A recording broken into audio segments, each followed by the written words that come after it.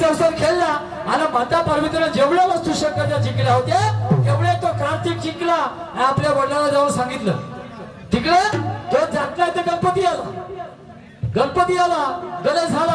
माता पार्वतीला विचारलं म्हणे मा काय झालं तर म्हणे असं झालं तुझ्या वडिलांना मी सर्व वस्तूंशी हरवलं आणि मग कार्तिक आला तो माझ्याशी चौसर खेळल्यानंतर त्याच्या साऱ्या वस्तू घेऊन गेला जिंकून घेऊन गेला म्हणे असं. आणि म्हणून गणेश हा माता पार्वतीचा लाडका.